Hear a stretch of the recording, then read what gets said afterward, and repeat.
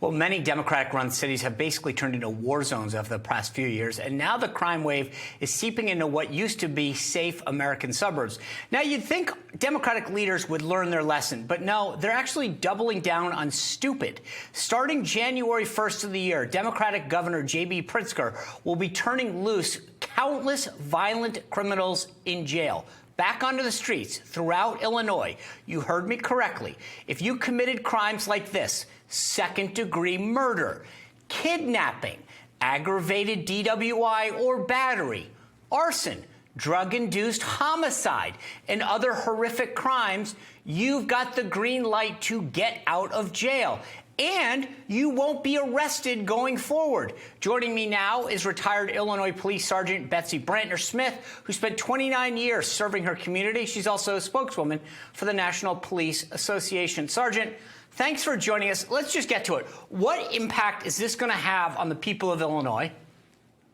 Well, what's going to happen is Illinois, the governor is really going to turn the rest of Illinois into Cook County, Illinois. And that is the frustration that people are starting to see in Illinois. This is a 611-page bill, Sean, that was signed in a kind of an overnight lame duck session. And now that people are seeing what's really happening, it's unleashing a lot of consternation in the state of Illinois. And you are correct. There are going to be people that are in jail right now or waiting trial that will be released with certain pre-trial conditions that a judge is supposed to set out. But the bottom line is there will be no cash bail in Illinois, and these people will be free to roam the streets and reoffend, just like we see in Cook County. Now it's going to happen in western, southern, and central Illinois, in rural communities, far less able to deal with these violent criminals. What are these preconditions? Because as Sean read those off, you have second-degree murder on there. People are just going to be let out with a flick of a pen? Well, the judges have a little bit of leeway to consider certain things, criminal history, the income of the offender, things like that.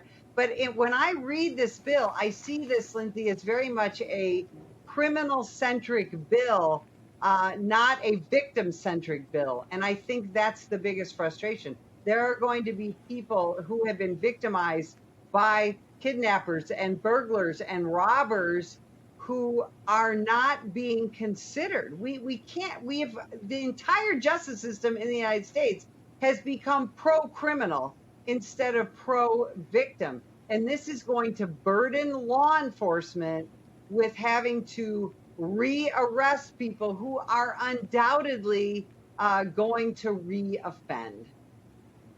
So, Betsy, let me just ask you a two-part question.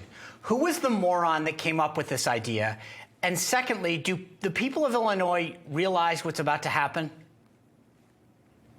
Who came up with it? This is part of the post-George Floyd police reform. That's what this was spearheaded by the Illinois Black Caucus, but Governor Pritzker jumped right on board. And, understand that Illinois right now is in a lame duck session where almost everybody who's in the legislature is about to get, either reelected or replaced.